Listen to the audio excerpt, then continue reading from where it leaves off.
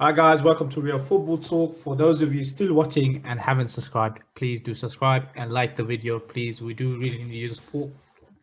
Uh, I'm here with Adil today. We'll be discussing the Europa League ties between Manchester United and Roma, and Villarreal versus Arsenal. Emery coming back to his ex-club. Adil, let's look into United versus Roma. What a game! What a second half from United. What was your take on the start from United? But it seemed to have been like a kind of too much pressure after that, because they seem to have kind of gone into their shells after it, after the 1-0 lead. Yeah, I mean,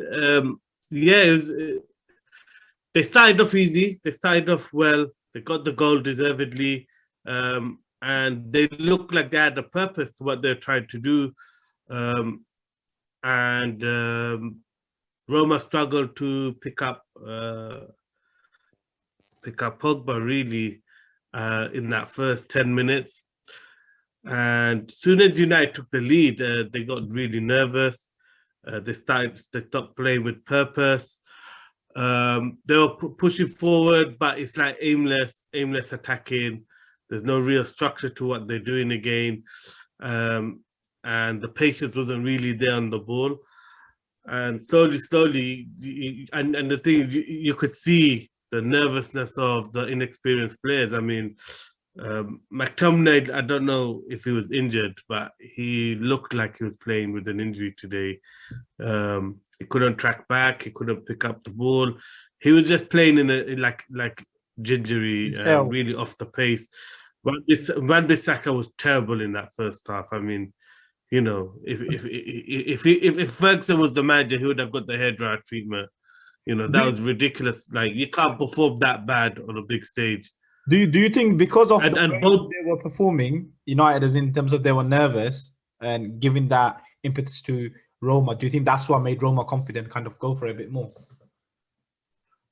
No, not really. I mean, what it was is, when you're not playing with any purpose and any conviction, you know, the other team will pick you off. And Roma were quite cute in what they're doing. So what happened was, after the first 10 minutes, they changed their setup. Because at the beginning, the right wing back was picking up Pogba, and Pogba was cutting in. And that was causing them loads of problems, because then you got Shaw also overlapping. And what they did was, they pushed Smalling to go further up and pick up Pogba.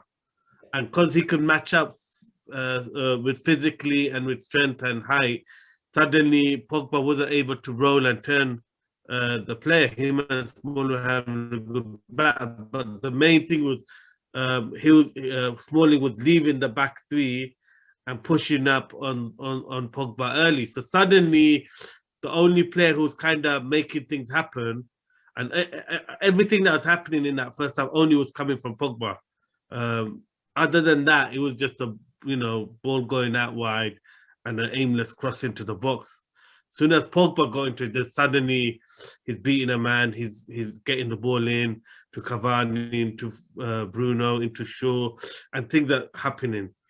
You get it? So as soon as Smalling started to come out and meet him, that advantage was gone. And then it was like United were nervous. They didn't know what to. A lot of the players didn't want the ball. They weren't showing for the ball. They weren't, you could just see it's a nervous team. They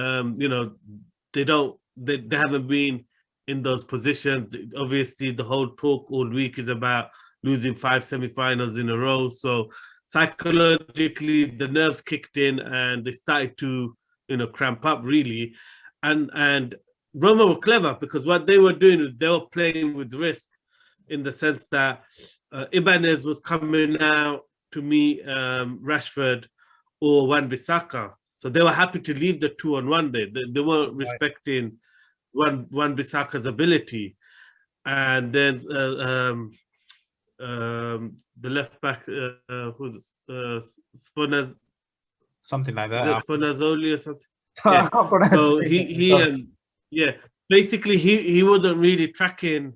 He wasn't really tracking Wan-Bissaka when Wan-Bissaka was overloaded. So what happened? They always had an out ball on the left, and that kept shifting Lindelof out. And what Mkhitaryan and Pellegrini were doing, instead of it's 4-3-3, but they kept coming into the 10 position and then running in behind the space that Lindelof leaves, and then suddenly you've got Maguire who's trying to pick up Dzeko the whole game, and you got McTominay trying to run back, and Fred's always out of position. So they actually, before they equalized with the penalty, they created a few chances with those same moves, and then after the equalized, they created a couple of good chances, and obviously they took the lead from that same move, really. And both goals started with poor play from Wan-Bissaka, losing the ball cheaply and then taking ages to track back and get back into position. So yeah, first half was very nervous, very poor from United, and it just shows what they lack is leadership. Other than Shaw and Maguire, they really lack leadership or guys who are telling people what to do, where to go, where to be. The second goal was comical because I don't know why. I think the pundits find it easy to just target Fred, and they're blaming Fred for that. But that's not Fred's fault. I mean, he has to get told, because if Maguire doesn't leave Dzeko and pick up Pellegrini, then you have to tell Fred, drop in, push in, because he has to still block a shot or potentially close the man on the ball. So he's stuck in a difficult position. Yeah, dilemma, yeah. So I don't know how you can blame him, but really the problem was Wan-Bissaka and Lindelof. They were totally out of position. And, Wan-Bissaka didn't track back. Lindelof is covered him on the right side, doesn't go back central. So it seems like by trying to cover the other two's mistake, he got into the blame. Well, it's not he got into the blame. It's but you've stopped. As soon as the ball's going back, as soon as Zoli is playing it back, can't remember who he played it back to. Get back into your position. Mm-hmm. You can't stay out wide because you've left a massive gap. And the thing was, Maguire was not willing to leave Dzeko on. Leave short to Dzeko. He wasn't willing to do that. So because Dzeko peeled off towards the back, there was a huge gap in that zone. You can't expect Fred to cover that space. Yeah, true. So I just think, the pundits are picking out Fred because they're easy target, but really the mistakes were in other places. McTominay was poor. He wasn't getting back to position. He ended up with 3 players on the right-hand side against 2 players. But Adi, if that was the case, I'm thinking, why not play someone with a bit more experience in a crucial game like this, like someone like a Matic, maybe, someone who's been in that situation. And then how are you going to get experience? Yeah, true. Yeah, valid. Especially with Matic, they're not looking to renew his contract. Yeah. So it makes no sense to play him, really. You have to create leaders, and you got to create players that go through that, which is good, because in the second half they came through it well. And I think they needed that. They needed to go in and experience that. And I think this United team will be a lot stronger now, because if you look at their results, because if you look at their results, they haven't had many of these type of results where they've had to do comebacks. I mean, they've come back and drawn games, but they've not had that. They're all games where there wasn't too much pressure on United. But this is the first time where United were under pressure, under the pump, and they really done a comeback. Other times when they've been under pressure, they've taken the lead and held on, like against AC Milan. They took the lead, they won 1-0 second leg. Do you get it? It wasn't like they were actually out of the tie and somehow managed to come back. So I think for their self-belief, this is going to do a lot for those players that became nervous and kind of lost their way in that first half. Did Solskjaer change something in the second half? Because that second half performance was completely a contrast to the first half because they came out on all gun blazing, really.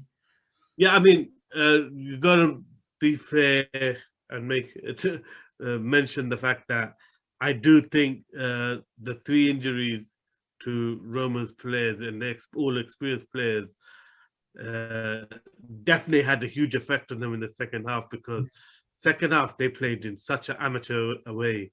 It was unbelievable how open they were. But what happened was United went out there to attack the whole half. They didn't do that thing of, even when they went 3-2 up, they didn't change their style. They went to Premiership tempo, a Premiership style match where quite a few times they could have got picked off.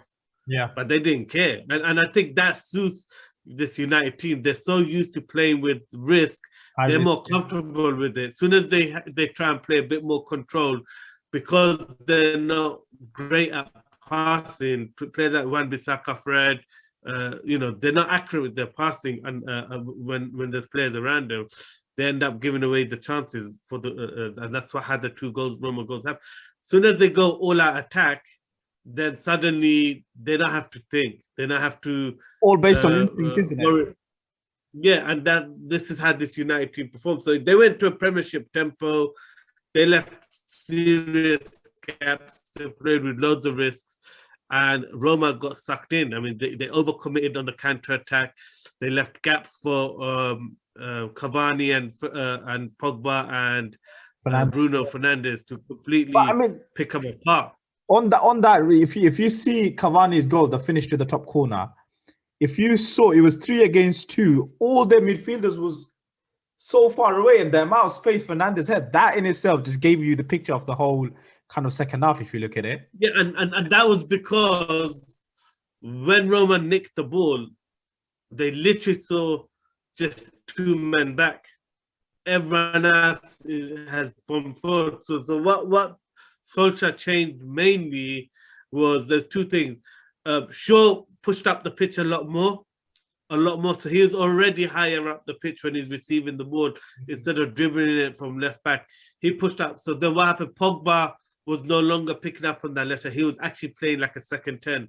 He was really coming in and further up as well. And so then so what happened was the defensive mids were picking up Pogba. That leaves Fernandes free to then really do the clinical passing into Cavani.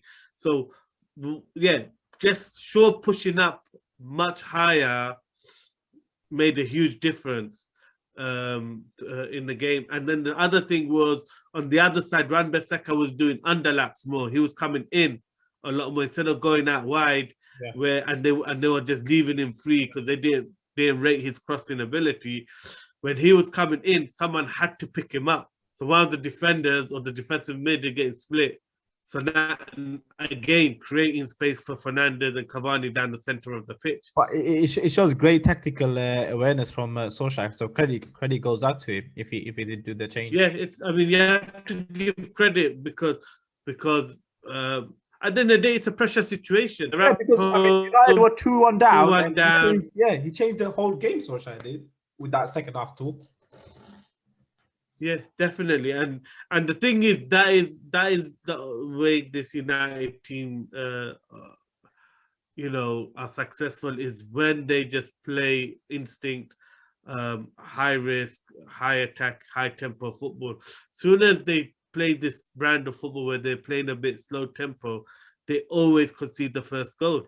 They, and the stats say that there's a reason why United always have to do comebacks. They always perform after they go a goal down, is because they need to be forced into that 5th gear mode. If they play that structured, slow tempo football, one, they don't look a threat. But they don't have the. Two, they actually become defensively more poor. Yeah. No, but they play defensively more poor because ultimately those players aren't good at playing possession football. They're good at playing 1-2 touch football, but possession football is 3-4 touches, letting the opposition close, get tighter on you and playing in tight spaces. They're not comfortable. They're not good enough with their passing. and accuracy. So yeah, I mean, at the end, I felt sorry for Roma because they got totally overrun. Well, I mean And that penalty. I mean, um, we were talking just before we came on. Really, you said the penalty wasn't uh, really a penalty.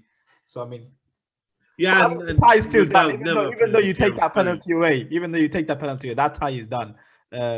United's going to the No, final. but but you can't take away the significance of that goal Yeah. because No, true. that makes it 4-2, and suddenly they're completely chasing the game now. Hmm. You get, because they're not a high scoring team, especially they struggle at home. Uh, Roma are a team that perform better away from home, but at home when they have to take the initiative, they've struggled all season.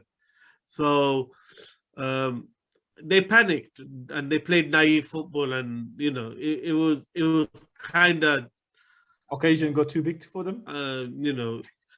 sorry. Occasion got too big for them. I don't think the occasion did because the first half they performed well. I think the scenario, yeah, and I think that penalty, really made them a bit desperate, way too desperate. They could have still taken that as a positive, 2 away goals, 4-2, but they were all out attack and they just got picked apart. Real naive, but they had a lot of kids playing, and the thing is, people are gonna go like Roma's a terrible team and Palafonseca. The manager's quite good. I think he's a very good manager, but he had literally, the spine of his team gone. I mean, no Mancini, Vertu injured. All his leaders, they're playing kids, a lot of kids who actually, and the thing was the other senior players just coming back from injury. Smalling has only played a couple of games, coming back in. They've got a lot of guys. Dzeko just came back into the team from injury. So even the ones who stayed on for 90 minutes were always going to die out because they've been out for a They haven't while. got that much sharpness. I mean, seems like the tie is done. United will be going to the final. I don't see. I mean, like you said, don't see Roma coming back really. Let's look at the other semi-final in terms of Villarreal versus Arsenal. Emery getting one over Arsenal 2-1. What did you make of it? I mean, for me, when I looked at the lineup of Arsenal, I was frustrated straight away. I think we had this discussion in the last Arsenal game where I really dislike that back line that we put up, and then we have two right backs in the squad that are not playing for some reason. We're playing a centre back and right back. That's one. The second thing is we playing both players, Holding and Gabriel, who both like to drop off. So similar type of player. We got David Luiz and Gabriel, so why not start them? I mean, what I don't get this lineup from Arsenal and Arteta. I think this is a case of a manager kind of sticking to a team that's getting results, and thinking, oh, now this is my best team. Well, not And getting I results. think he's They lost the going last more game. towards players. Yeah, but there's circumstances for that. I think they didn't do the drew, didn't they? They lost 1-0 to Everton. Oh, the Everton game. Sorry, I forgot the Everton game. Yeah, is Fulham. But yeah, I just think he's going to players that he trusts, who have the mentality and who are gonna like give their all and run up and down the pitch, match the work ethic that he wants. I think he's getting stuck into, going for players that kind of listen to everything he says and will play the systematic approach I mean, the that he wants. systematic approach is causing the problem. Yeah, every time they're left to attack and really just play their natural game, they look devastating like they did in the second half. But whenever they play this, and it's a bit like United. I mean, there's a lot of parallels to United performance in the sense that when they're trying to play a bit slow tempo, methodical, they just don't gel. They just don't look creative at all. They can't get the ball to Odegaard. Odegaard ain't good enough in his movement. Yeah. So what happens is the ball does not go through the center of the pitch. And the other thing that I thought was a big mistake was actually starting Smith Rowe up top. Yeah, He I looked was all gonna at come on sea, to that, like but he yeah. didn't know how to. And again, the stubbornness to stick with Xhaka at left back, it cost them, cost them the first goal. So But I think no, he definitely made mistake with the lineup. I mean, even that. I mean, we talked about Martinelli coming on in the last, I think, 15 minutes in the previous game, and straight away he made a difference with his energy. Maybe maybe he's not ready to be that out and out striker, but we haven't got any other option. So one, Odegaard just come back from injury. Why rush him to put him in there? You can put Smith Rowe in the number 10 and play Gabriel up top. And two, Cedric has played that left back position. It's not like he hasn't. So why not go with him?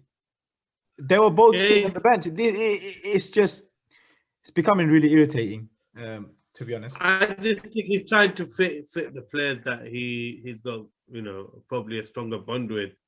He's bringing in the Spanish players, other than Bellerin, but Pablo Mari, who I think, played in his youth days at Villarreal. Ceballos, who... Well, Ceballos is there because, I mean, because Xhaka's playing left back, I guess. Yeah, but why you moving Xhaka there is to get Ceballos into the lineup, because Ceballos wants to get to the Euros. I think there's little conflicting, reasons, and that's what's affecting Arteta's judgment on who to play. Because no matter what, Xhaka's already proven he's a liability at left back. Against Everton, he was poor there. That's where the goal came from. I think against Fulham as well. So I just think, it's just Arteta being a bit stubborn with his lineup, and there's no way you could tell me that you could tell me that Chambers is a better right back than Suarez or Bellerin. And you can't tell me anyway that Holding is a better defender than. I mean, you see Holding for that corner. I mean, there's, what's the point of having that size and that strength? I mean, I find this game blocked off. But Capu is not like a giant, man. Come on, just push him out the way and meet that ball. You just no desire. He's too soft. He looks lackluster. He's not. He doesn't want it. He don't want it. This is the problem. And this is why I wanted someone like a bit of passionate Gabriel who will actually go out there with the energy and try. Yeah, it might make a mistake, but at least he'll be more physical and in their faces. I mean, we need that. That back line hasn't got any bite. If you look at it, really and truly, all of them literally just drop off. The goal, prime example, you said Xhaka's fault. What did he do? He's allowing the guy to come into the box. Why would you allow the guy to come into the box? Before you this is where the problem is one is he's not a left back. Two, he's left-footed anyway. So what's happening is you got a left-footed winger cutting across on your right foot. So his body shape was all wrong because he's too flat anyway. But then Ceballos didn't help because it's like, I mean, what are you doing there? I mean, what are you trying to do? Like nick the ball? Try to kick the bloody ball, clear it, get your body in. It's like he was so scared to have any contact with Chukwueze. It's just soft. Honestly, I just felt like throughout the whole game I was watching it, I was like, you know what? Yeah, Chukwueze is good, but I think we're just making him look even better than he actually is. And that's why I felt throughout the whole. But he done nothing. I mean, even in that move, he kind of lost the ball twice. Yeah. But because there's no conviction in Xhaka or Ceballos, still ended up managing to get the ball into Trigueros. So I just think, yeah, really poor defending. I mean, that's the funny thing about it. This is like, we're talking about UEFA Cup semi-final, and you're seeing defending like that, and you're thinking, what? Like the difference between the caliber of the Champions League and the caliber of the UEFA Cup is so big. I know, there's some supposedly big teams in there, but the gap between Arsenal, the Man United, and PSG, City, Chelsea, Real Madrid is so big. I mean, right? I just if you just take those matches alone, you can just see there's a huge, huge difference. So I just This game just again proved the frustration with Arsenal throughout the whole season. But again, it's very similar to United. They need to have their backs against the wall and play with the handbrake off. I mean, they all, I still think that second half performance, they really took it to Villarreal. They really pinned Villarreal back from the first minute, whipping in the crosses. They played with intensity, pace, Premier League tempo.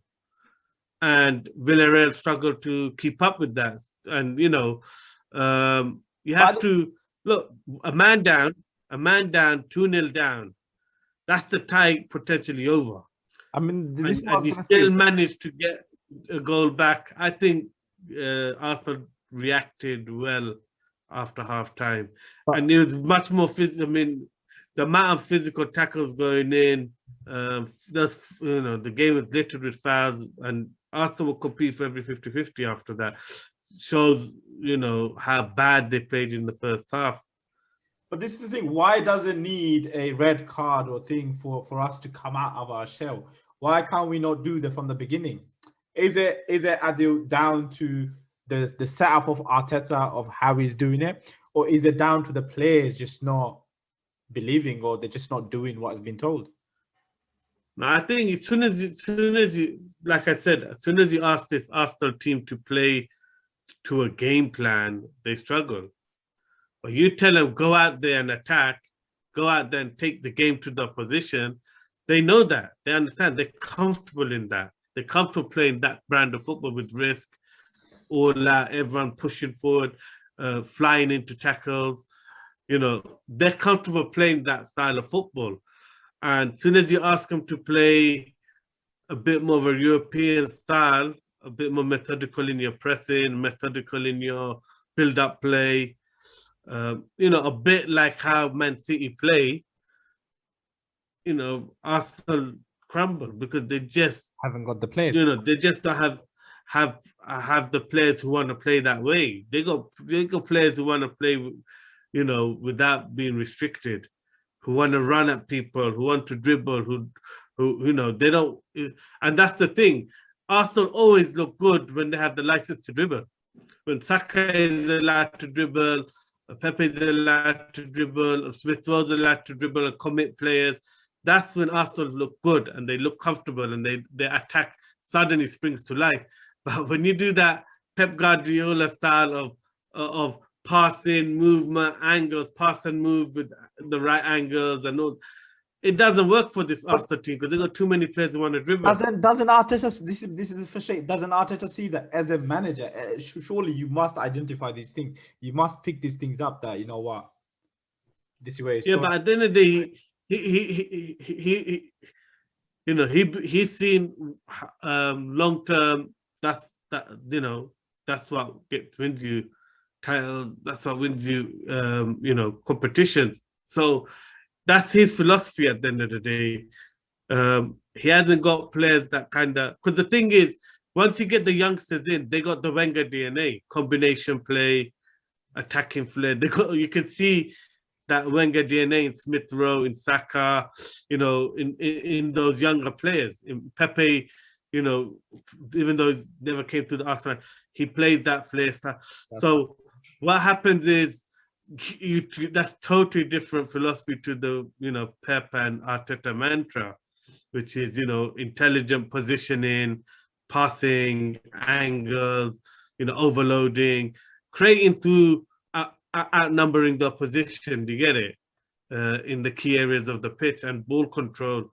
So it's just a different philosophy in it, and No, soon I get it. I'm not trying to disagree with you. What I'm trying to think is that, yeah, we still need to win matches. We still need to, yeah, you want to build your system, you can build it, but you still need to kind of slowly embed it in. That's what I'm trying to say, because it's but that's what we say in it. That's what we said all season is what this is showing is those managers, especially ex-legends or Premier League legends or really good players who have played to a high level in the Premiership, those ones who haven't taken a reserve team or coached, coached before they've got their big job, they've struggled. If you look at it, Pep done 2 years, I think, or maybe even just the 1 year with the reserve team. Yeah. He in that 1 year, he's learned so much about how to speak to players, how to lead a team, how to tactically sell. He's made his mistakes at youth at the reserve team, B team. So when he gets pushed up, he's got that experience. Zidane done the same thing. You look at all the managers. You look at Klopp. He learned his trade in lower division with Mainz. Tuchel's the same. All these other managers, young and up and coming, the best man. Even look at Gerrard. He was with the reserve team for 2 years at Liverpool before he took on the Rangers job. So he's formulated all his philosophies, the ideas. He's learning on the job. He's making his mistakes without the scrutiny and the pressure. And the thing is, no matter how good of a football brain you might have, there's no substitute for experience. You will make and learn more from mistakes on the job. And you can see Arteta, they're 10th in the table. A lot of them are mistakes on the job. And that maybe if instead of being an assistant, if he took the Man City reserve team, that probably would have prepared him better for actual managing and taking the spotlight. I feel the same with Lampard. He went straight in at Derby, even though people say, "Oh, it's lower league." You're under pressure to get results. You're not got time to really formulate your plans and then change it when you're making a mistake. You just end up sticking to all you know or what you know, and you're kind of afraid to make changes because of the fact that you're under pressure of getting results. And even though he was largely successful at Derby, he never had to reflect or change anything to get it. He just stuck to what he knew, and that approach didn't work at Chelsea. They needed more than that. Yeah.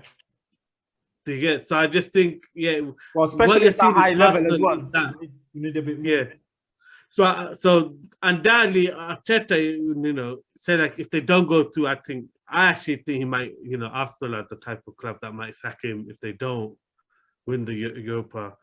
Then he would be a much better manager at his second job because he's going to have time to learn from his mistakes here.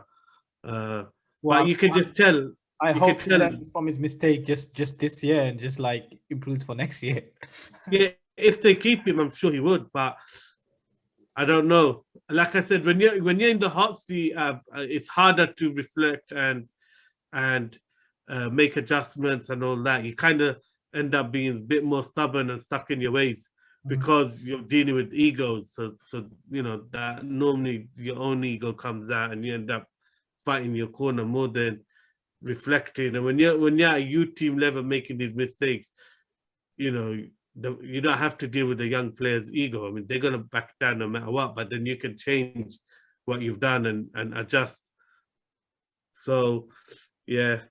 But I would still say Ty's finding balance. I mean, the way they dominate the second half, the way they ended the game. Ty's still there. I mean, that goal, the penalty, I mean, it was crucial. in terms of the result. It gives us a away And goal. just like the United one, for me, was never a penalty.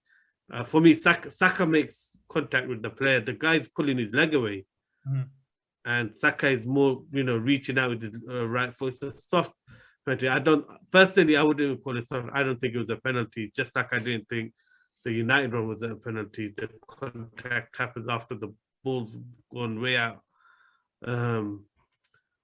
So I just think, but yeah, the lifeline was there, but they deserved it because of the character they showed. They did, at least they showed character and fight, and took the game to Villarreal and made it a bit of a dogfight, made it a bit of a physical battle, and I mean, but that game, look, you could tell players were going to get second yellows in that.